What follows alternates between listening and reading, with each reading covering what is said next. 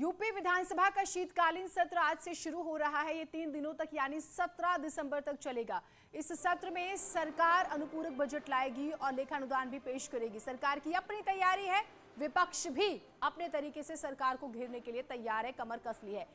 विपक्ष के पास लखीमपुर खीरी कांड, कानून व्यवस्था, महंगाई, किसानों की समस्याओं समेत जनहित के कई मसले हैं जिस पर हंगामे के आसार बने हुए हैं। इससे पहले कल कार्य मंत्रणा समिति की बैठक हुई। इसके बाद स्पीकर हृदय नारायण दीक्षित ने सर्वदलीय बैठक भी बुलाई जिसमें इस सत्र को सुचारू रूप से चलाने को लेकर चर्चा हुई।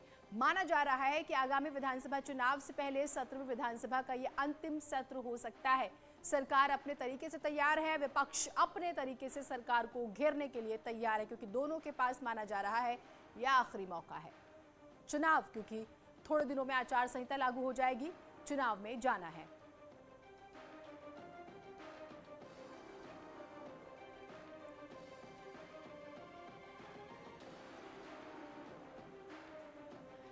और इस सत्र में क्या क्या हो सकता है 3 दिनों में वो आपको बताते हैं। 17वीं विधानसभा का आखिरी सत्र, सरकार अनुपूरक बजट पेश करेगी। 2.25 लाख करोड़ रुपए दिए जाएंगे। गंगा एक्सप्रेसवे को मिल सकता है पैसा, जेवर एयरपोर्ट को मिल सकता है पैसा, एजेंडे में डिफेंस कॉरिडोर भी है।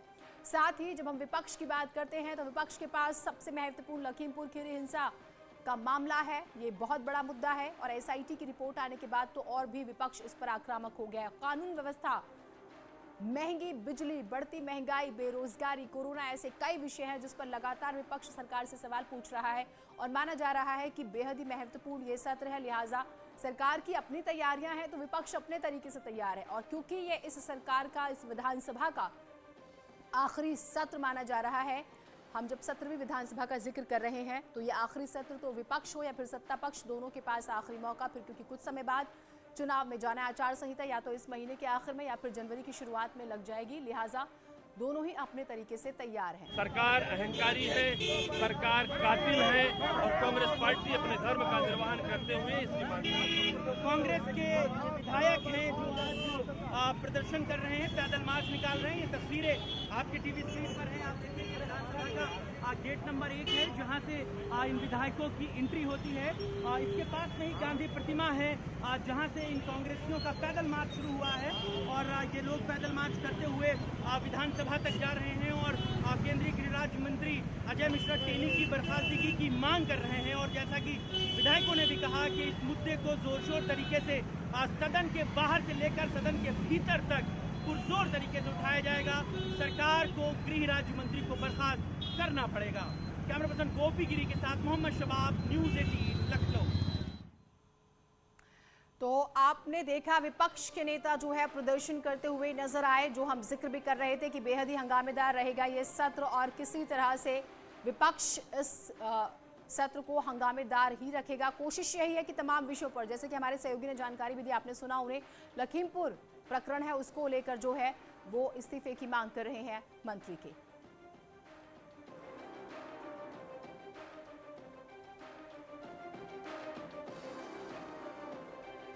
तो सरकार अनुपूरक बजट पेश करेगी, ये हम आपको बता रहे हैं। लेखानुदान भी पेश किया जाएगा, लेकिन विपक्ष भी सरकार को घेरने की तैयारी में है।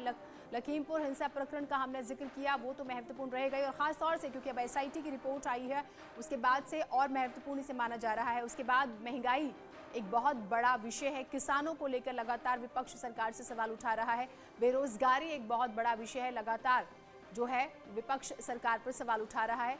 और शबाब हमारे साथ, हमारे सहयोगी जुड़े हुए हैं। शबाब, जैसे कि हम शुरुआत सुबह से ही जिक्र कर रहे हैं कि विपक्ष अपनी तैयारी में है, सत्ता पक्ष अपनी तैयारी में, और उसका हम ये कहें कि एक ट्रेलर नजर आने लगा सड़कों पर। बिल्कुल, देखिए सदन जैसे ही शुरू होने वाला है उससे पहले ही तमाम जो विपक्षी पार्टियां, देखिए मेरे पीछे कांग्रेसी जो विधायक हैं वो सदन में पहुंच रहे हैं।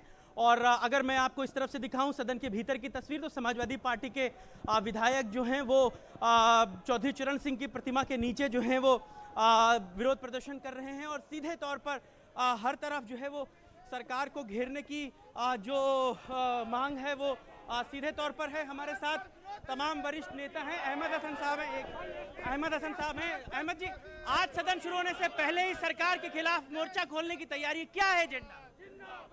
ये 4.5 साल में सरकार ने कोई काम नहीं किया है, जनता को धोखा दिया है, किसान बर्बाद हो गया है और जितने किसान विरोधी सरकार है, इंसान विरोधी सरकार है, नौजवान विरोधी सरकार है।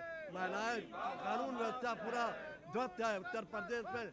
जिस तरीके से समय बहुत कम है, 3 दिन का समय है, लगता है कि मुद्दों को उठाने के लिए समय पर्याप्त है शीतकालीन सत्र का? बिल्कुल नहीं पर्याप्त है। ये सरकार तो अब 90 दिन की जगह पर कितने दिन चलाया, आपको खुद पता है कि इस पर कब दिन किसी सरकार ने नहीं चलाया।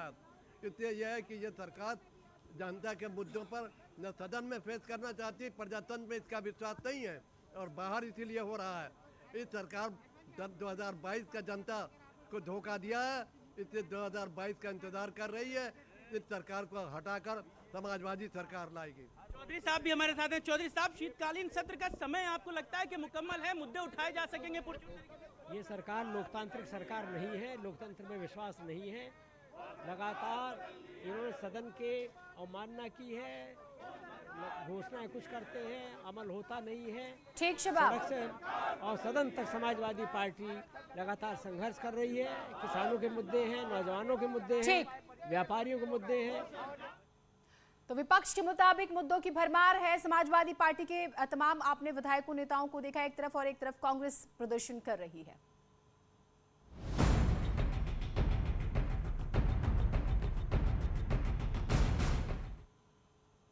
एसपी अध्यक्ष अखिलेश यादव के जौनपुर दौरे का आज दूसरा दिन है। अखिलेश विजय यात्रा के जरिए जहां एसपी के कार्यकर्ताओं में जोश भर रहे हैं, तो वहीं आम लोगों तक पहुंचने की भी कोशिश हो रही है। अखिलेश यादव की यात्रा जौनपुर के कई विधानसभाओं से गुजरेगी। लगातार चर्चा में बनी हुई है अखिलेश यादव की ये यात्रा, जिसका हम जिक्र कर रहे हैं, और आज दूसरा दिन है इस विजय रथ यात्रा का।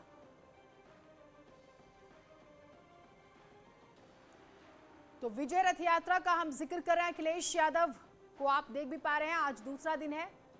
विजय रथ यात्रा के जरिए कोशिश ये हो रही है कि मतदाताओं को रिझाया जाए, लुभाया जाए। हर तरह से ये कोशिश करते हुए समाजवादी पार्टी के नेता जो हैं लगातार नजर आ रहे हैं।